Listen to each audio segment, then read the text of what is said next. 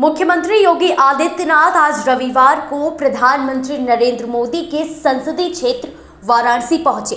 वाराणसी पहुंचने पर वह संपूर्णानंद संस्कृत विश्वविद्यालय में आयोजित दीक्षांत समारोह में शामिल हुए। इस दौरान सीएम योगी ने प्रदेश भर के करीब 70,000 संस्कृत छात्रों के लिए छात्रवृत्ति योजना का शुभारंभ किया।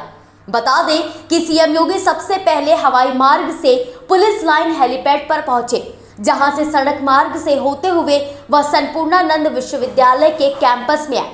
संपूर्णानंद विश्वविद्यालय के परिसर में पहुंचते ही चारों ओर योगी योगी के नारे लगने लगे। तालियों की गड़गड़ाहट के बीच सीएम योगी आदित्यनाथ मंच पर पहुंचे। मुख्यमंत्री योगी ने इस भव्य समारोह में छात्रवृत्ति योजना का उद्घाटन किया। सरकार ने 50% से अधिक अंक पाने वाले सभी छात्रों को छात्रवृत्ति देने का निर्णय लिया। सीएम योगी ने वाराणसी में संस्कृत छात्रों को संबोधित करते हुए कहा कि गरीब और वंचित छात्रों के लिए छात्रवृत्ति योजनाएं हैं, लेकिन संस्कृत छात्रों के लिए अब तक ऐसी कोई ठोस व्यवस्था नहीं की गई थी। उन्होंने बताया कि पहले केवल 300 संस्कृत छात्रों को स्कॉलरशिप मिलती थी, लेकिन अधिकांश को इसकी जानकारी ही नहीं थी। 25 करोड़ की आबादी वाले प्रदेश में इतनी सीमित संख्या में छात्रों को छात्रवृत्ति देना उचित नहीं था। संस्कृत के लिए, भारतीय संस्कृति के लिए और उसकी आत्मा की दृष्टि से अत्यंत महत्वपूर्ण समारोह है।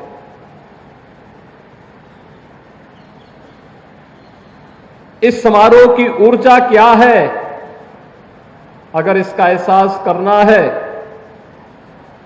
तो जब मैं इस प्रांगण में प्रवेश किया और मंच पर भी आने के उपरांत भी आप सबने एहसास किया होगा कि स्वस्ति वाचन और मंगलाचरण, वैदिक मंगलाचरण के कार्यक्रम जब यहां पर संपन्न हो रहे थे, जो सामूहिकता की अनुगूंज हो रही थी, वह केवल एक स्वर नहीं था, बल्कि भारत की सनातन धर्म की एक ऊर्जा का एक स्वर आध्यात्मिक ऊर्जा से उत्प्रोत होकर के भी गूंजायमान हो रहा था।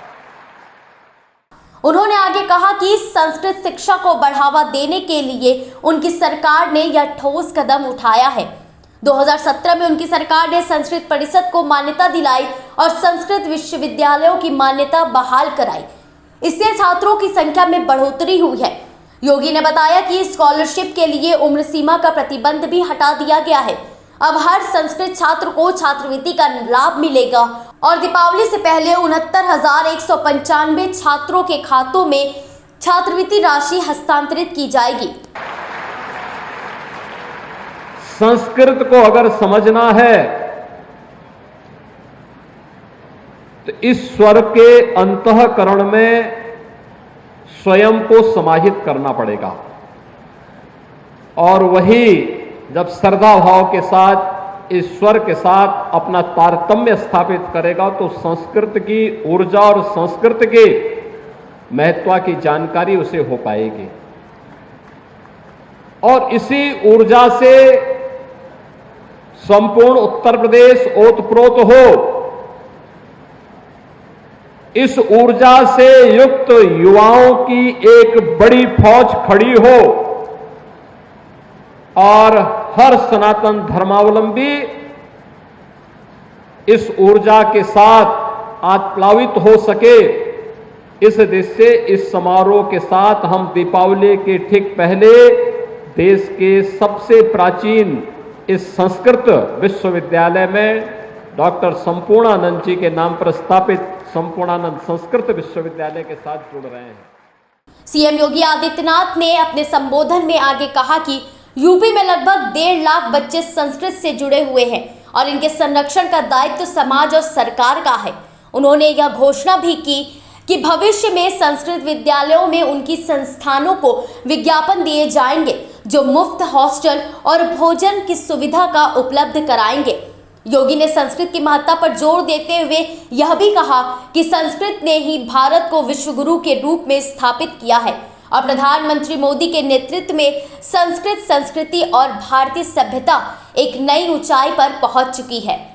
गरीब छात्रों के लिए छात्रवृत्ति होनी चाहिए, मिलनी चाहिए। वंचित छात्रों को ये छात्रवृत्ति मिलनी चाहिए। ये अभिनंदनीय प्रयास हुआ, लेकिन संस्कृत को क्यों उससे उपेक्षित किया गया, ये मैं नहीं समझ पाया। अभी तक संस्कृत के केवल 300 बच्चों के लिए स्कॉलरशिप की व्यवस्था थी और उसके लिए भी छात्रों को पता नहीं था, कोई आवेदन नहीं कर पाता था। कुल 300, 25 करोड़ की आबादी है।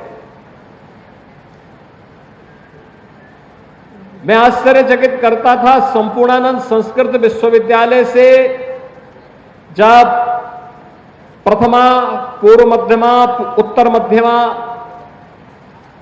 की भी मान्यता प्राप्त होती थी, तब नेपाल और देश के अलग अलग जगहों के छात्र काशी में भी, गोरखपुर में भी अध्ययन करने के लिए आते थे। सन 2001 में उत्तर प्रदेश संस्कृत परिषद बनी और परिषद को मान्यता नहीं मिली, लेकिन छात्रों का प्रवेश होता रहा। कभी प्रयास नहीं हो पाया कि इस संस्कृत परिषद को हम मान्यता दिला पाए। मैंने जब एक बार छात्रों की संख्या के बारे में पूछा कि वे संस्कृत से छात्र क्यों भाग रहे हैं, पता लगा कि मान्यता न होने के कारण बाहर के बच्चे अब आने से कतराते हैं। हम लोगों ने मान्यता बहाल करवाई। आज उत्तर प्रदेश संस्कृत परिषद में भी संपूर्णानंद संस्कृत विश्वविद्यालय की मान्यता पहले से थी और यह देश का प्राचीन संस्कृत विश्वविद्यालय है। बताते चले कि प्रदेश के 69,195 विद्यार्थियों को छात्रवृत्ति जारी की गई, जिसमें कक्षा 6 से लेकर 8 तक के संस्कृत छात्रों को पहली बार छात्रवृत्ति दी गई।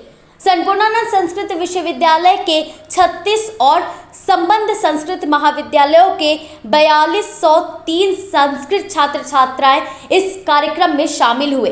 संपूर्णानंद विश्वविद्यालय में आयोजित कार्यक्रम के बाद मुख्यमंत्री योगी आदित्यनाथ बाबा विश्वनाथ के दर्शन करने के लिए रवाना हो गए। वहीं इसके बाद वह काल भैरव मंदिर में भी दर्शन पूजन करेंगे।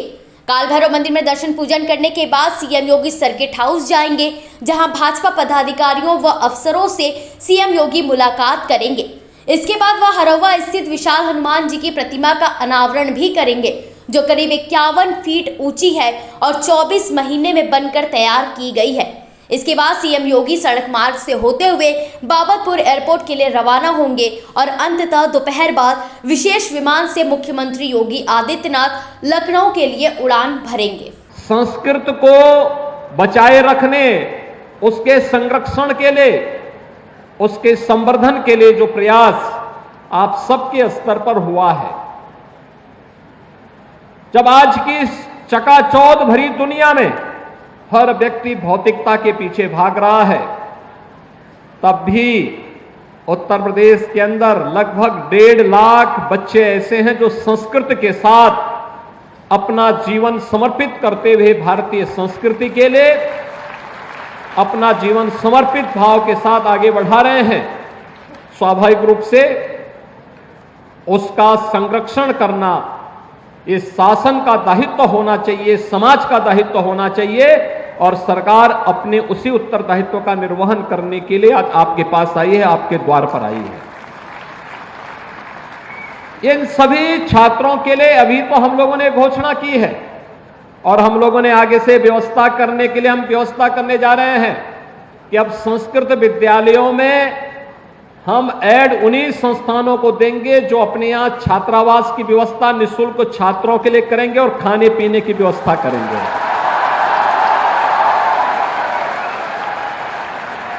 जहां पर भी कोई व्यक्ति, कोई आश्रम, कोई न्यास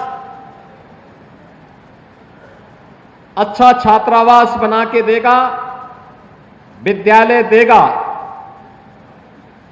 बच्चों के रहने खाने की निःशुल्क व्यवस्था करेगा, वहां हम अनुदान दे करके उस संस्थान को हम संस्कृत की मान्यता के लिए अच्छे आचार्यों की नियुक्ति करने के लिए एक स्वतंत्रता भी देंगे।